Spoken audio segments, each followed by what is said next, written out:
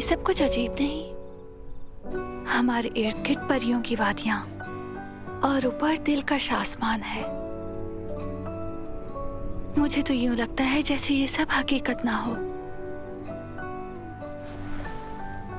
कहीं हम ख्वाब तो नहीं देख रहे?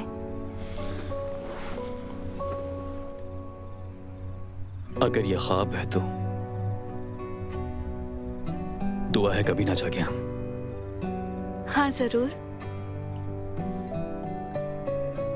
मुझे बहुत अच्छा लग रहा है। मुझे भी बहुत ज्यादा।